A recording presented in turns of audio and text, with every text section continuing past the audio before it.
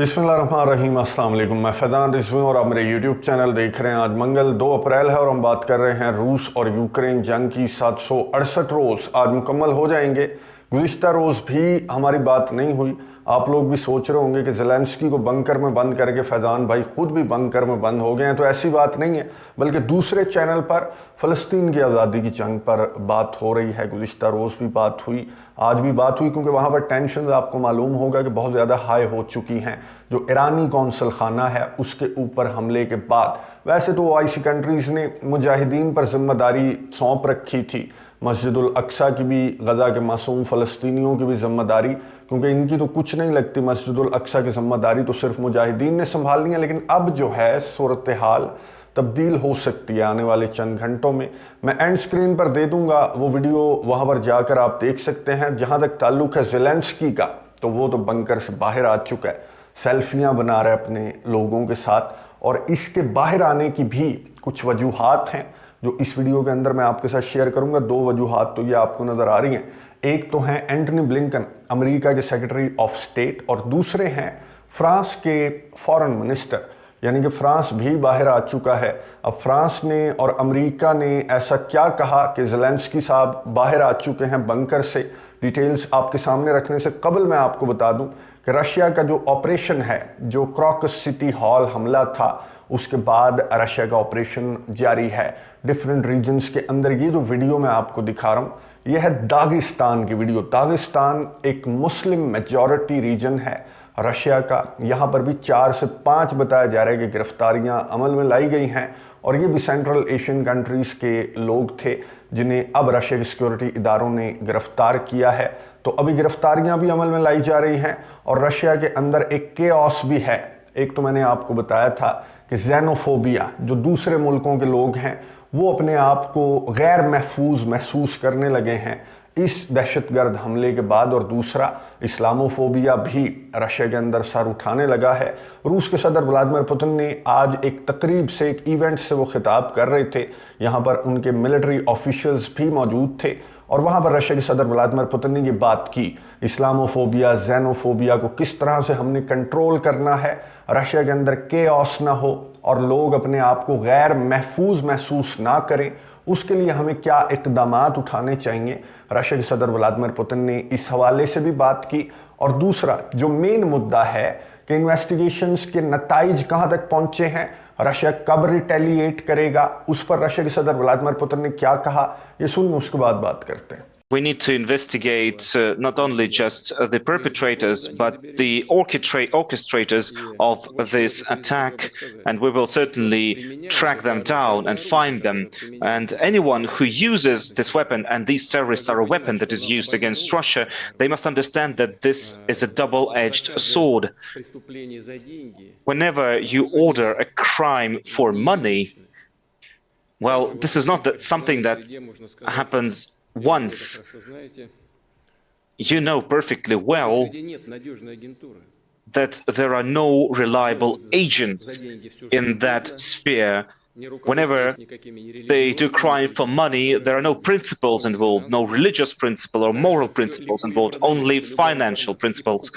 Everything is up for sale, including information. So I can guarantee to you that we will track down those who ordered this terrorist attack. गुफ्तगू आपने सुनी रूस के सदर Vladimir Putin की, जिन्होंने उसी तरह की बात की कि इन्वेस्टिगेशन जारी है and will track down who ordered this attack. हम उन्हें ट्रैक डाउन कर लेंगे जिन्होंने ये हुक्म दिया, क्योंकि पैसे के लिए कोई भी कुछ भी कर सकता है। इसको दहशतगर्दी का रंग दिया जा रहा है, इसको डिफरेंट जो है वो कलर्स देने की कोशिश कर रहे हैं वेस्टर्न कंट्रीज। बहरहाल जो मेन पार्टी है, जो कस्टमर थी, उसको हम ट्रैक डाउन कर लेंगे, रशिया के सदर व्लादिमीर पुतिन ने। यानी कि अभी यही कहा कि अभी इन्वेस्टिगेशन जारी है, हतमी नताइज जब सामने आएंगे तो फिर उस पार्टी को जो जिम्मेदार करार पाएगी उसको हम सबक सिखाएंगे, जवाब देंगे। बहरहाल जब तक आपकी इन्वेस्टिगेशन मुकम्मल होगी तब तक रशिया के अंदर और पता नहीं कितने हमले रिपोर्ट हो जाने हैं।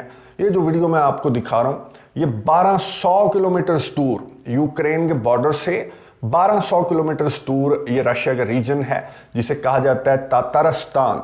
ये रीजन टारगेट बना यूक्रेन के ड्रोन का, यूक्रेन का देसी साख्ता ड्रोन, और यूक्रेन ने जिम्मेदारी भी कबूल की। यूक्रेन के ऑफिशियल ने कहा कि हमने उस जगह को टारगेट किया जहां पर ड्रोन्स बनाए जा रहे थे। आजकल रशिया जो है वो नए नए ड्रोन्स मैदान जंग के अंदर ला रहा है, और ये ड्रोन्स जो हैं वो यूक्रेन के फौजियों को टफ टाइम भी बहुत ज़्यादा दे रहे हैं। ये बिल्कुल नए ड्रोन्स हैं, नई टेक्नोलॉजी है, इनको समझना अभी बहुत मुश्किल है, इसलिए यूक्रेन को ये बहुत ज़्यादा टफ टाइम दे रहे हैं ड्रोन्स। तो यूक्रेन के ऑफिशियल्स ने कहा कि हमारी स्ट्राइक का टारगेट था ये ड्रोन का अड्डा जहां पर ये ड्रोन्स बनाए जाते हैं, लेकिन कंफर्म ये हुआ है, और रशिया के ऑफिशियल्स ने भी बताया कि ऑयल फैसिलिटी, एक मरतबा फिर से यूक्रेन ने ऑयल फैसिलिटी को टारगेट किया, और यहां पर 13 लोग जख्मी भी हुए हैं।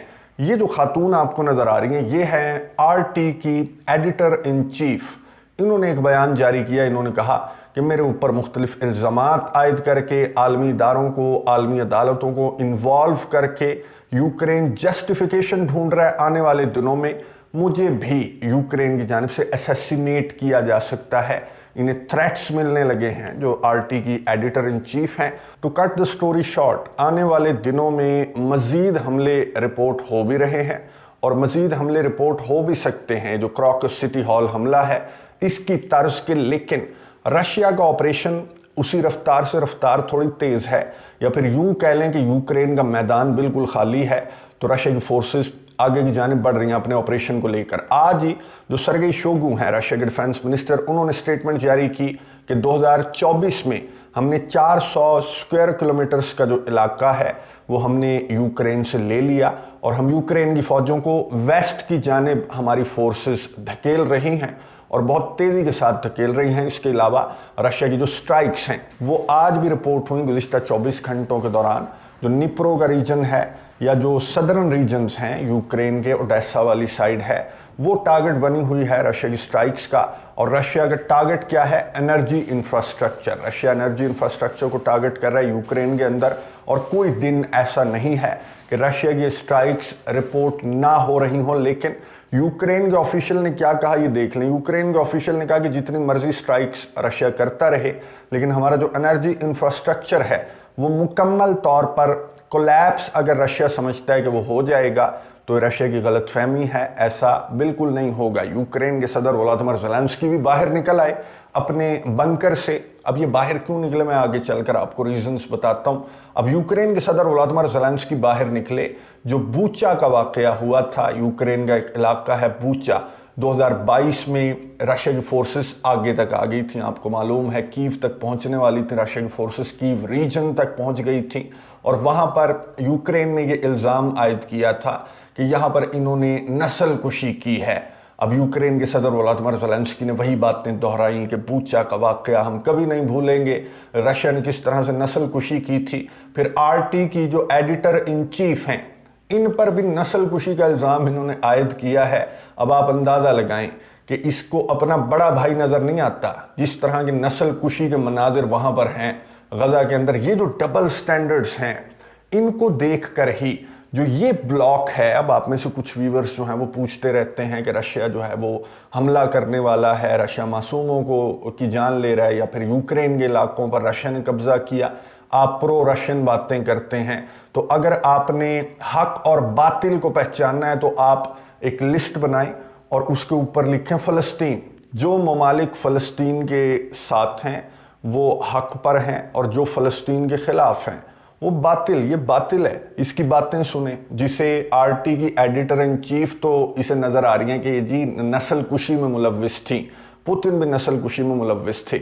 मैं मान लूँगा अगर ये अगली लाइन में कह दे कि मेरा बड़ा भाई भी नस्ल कुशी में मुलव्विस है, बिल्कुल भी नहीं। ये सारे ये एक ही माइंडसेट के लोग हैं। ज़ेलेंस्की हो, अमेरिका, नेटो ममालिक, इसराइल, ये सब एक ही माइंडसेट के लोग हैं। यानी कि अंदाज़ा लगाएं कि रशिया के सदर व्लादिमीर पुतिन कितने बड़े दहशतगर्द हमले से गुजरे, लेकिन इस तकरीर के दौरान जो आज इन्होंने तकरीर की, उसमें अपने अवाम को, अपनी मिलिट्री को, अपनी कौम को ये पैगाम दे रहे थे कि इस्लामोफोबिया में गिरफ्तार नहीं होना, एक दूसरे से नहीं लड़ना, हम इन्वेस्टिगेट कर रहे हैं, और जो भी पार्टी मुलव्विस थी जो रशिया को ऐसे क्योस में धकेलना चाहती है उसको हम सजा देंगे। तो ये जो लीडर है व्लादिमीर पुतिन जो है वो इतने बड़े हमले से, और उसके काफ़ी ताने बाने जाकर मिल रहे हैं ISKP के साथ भी, लेकिन ये बंदा अभी भी बहुत काम और कूल होकर इन्वेस्टिगेशंस इसकी जानिब से की जा रही हैं। और दूसरी जानिब ये जो यूक्रेन का सदर है ज़ेलेंस्की, इसने वही बातें की और इसने कहा कि हम जीतेंगे। अब ये कॉन्फिडेंस इसकी टोन में कहाँ से आया? जो बंदा 2 रोज पहले तक तो इसने रुकावटें भी खड़ी कर दी कीव रीजन के तरफ, और इसने खुद को बंकर में बंद करके एक वीडियो पैगाम भी जारी कर दिया था। कॉन्फिडेंस सबसे पहले तो आया अमेरिका के जो हाउस स्पीकर हैं माइक जॉनसन, उन्होंने एक स्टेटमेंट जारी की ईस्टर के मौके पर कि ईस्टर का त्यौहार आ गया है, अब हम इजलास बुलाने वाले हैं। और यूक्रेन की इमदाद पर उन्होंने जो गुफ्तगू की, तो 50-50% ये कहा जा सकता है कि हो सकता है कि ये बिल जो है यूक्रेन की मदद इमदाद का $60 बिलियन से ज़्यादा का बिल है, वेंटिलेटर से उतर जाएगा यूक्रेन के सदर वोलोदिमीर ज़ेलेंस्की, और ये बाहर आ चुका है। अगर ये बिल पास हो गया तो ये मुकम्मल तौर पर वेंटिलेटर से भी उतर जाएगा और रशिया के लिए बहुत ख़तरनाक बात होगी। मैं आपको बता दूं, अगर ये बिल पास हो गया अमेरिकी कांग्रेस से। लेकिन जो माइक जॉनसन है, इसने जो बातें की, इसने कहा कुछ मज़ीद ऑप्शंस भी हैं, उन पर भी हम गौर करेंगे। फॉर एग्जाम्पल कि इमदाद नहीं, लोन ले लो। यूक्रेन ने कहा कि लोन नहीं, तुम्हारी लड़ाई में लड़ रहा हूं तो तुम मुझे तो इमदाद दोगे, लोन मैं नहीं लूंगा। दूसरा 2-3 ऑप्शंस और भी हैं जो माइक जॉनसन ने कहा कि हम डिस्कस करेंगे। जो बाइडन के पास, ओवल ऑफिस के पास, पेंटागन के पास भी कुछ ऑप्शंस हैं कि वो अगर अपने ख़जाने से यूक्रेन को भरना चाहते हैं तो वो इजीली भर सकते हैं। खैर, आने वाले दिनों में ये जब इजलास तलब किया जाएगा तो ये चीज़ें कंफर्म हो जाएंगी। बहुत डिसाइसिव इजलास है, ना सिर्फ इजलास डिसाइसिव है बल्कि यूक्रेन के लिए डिसाइसिव मूवमेंट्स हैं। जो एंटनी ब्लिंकन हैं, उन्होंने यही बात की, फ्रांस के फॉरेन मिनिस्टर से मुलाकात की, अमेरिका के अंदर स्टेट डिपार्टमेंट के अंदर ये मुलाकात हुई। और इसमें इससे कबल मैं आपको बता दूं कि फ्रांस के फॉरेन मिनिस्टर चाइना के अंदर मौजूद थे, वांग यी से मुलाकात की और वांग यी की इन्होंने मिन्नत की कि प्लीज़ आप रशिया को समझाएं। अब ये वही फ्रांस है जो कह रहा था कि मैं अपनी फ़ौजें भेजूंगा, इसके साथ मेरा ख्याल है कोई नहीं आया। तो इसका सॉफ्टवेयर इस हद तक अपडेट हो चुका है कि ये चाइना की मिन्नतें करने लग गए कि रशिया को समझाओ। फिर यहाँ पर अमेरिका के एंटनी ब्लिंकन से मुलाकात के मौके पर यही चीज़ें डिस्कस हुई। और ये जो जॉइंट प्रेस कॉन्फ्रेंस मैं आपको दिखा रहा हूँ, इसमें यूक्रेन और गज़ा से मुतल्लिक और ज़्यादा सवालात गज़ा से मुतल्लिक हुए ऑब्वियसली, क्योंकि वहाँ पर टेंशन्स मैंने आपको बताया कि बहुत ज़्यादा हाई हो चुकी हैं और अमेरिका का असलहा, अमेरिका की मदद, अमेरिका बाज नहीं आ रहा इन सहूनियों का साथ देने से। तो इस मुतल्लिक बहुत सारे सवालात हुए और यूक्रेन जंग से मुतल्लिक भी सवालात हुए। तो क्रक्स ये था इस प्रेस कॉन्फ्रेंस का कि मदद, इमदाद, असलहा, गोला बारूद, पैसा, टैंक्स, गोले गोलियां, दैट्स इट। यूक्रेन के अंदर नेटो के फौजी ये उतारते हुए बिल्कुल भी दिखाई नहीं दे रहे। लेकिन दूसरी जानिब बेलारूस ने मिलिट्री ड्रिल्स स्टार्ट कर दी हैं। जो बॉर्डर है, मैंने आपको बताया था, स्वाल की गैप बहुत इंपॉर्टेंट बॉर्डर है, इसके करीब बेलारूस ने मिलिट्री ड्रिल्स स्टार्ट की हैं। लेकिन साथ ही अलेक्जेंडर लुकाशेंको जो बेलारूस के सरबराह हैं, उन्होंने कहा कि मैं जंग छेड़ नहीं रहा, लेकिन मैं जंग की तैयारी कर रहा हूँ। जाहिर है, जब नेटो कंट्रीज बड़ी बड़ी ड्रिल्स कंडक्ट कर सकते हैं बेलारूस के बॉर्डर पर, तो फिर मैं क्यों नहीं कर सकता? तो मैं भी तैयारी कर रहा हूँ जंग की।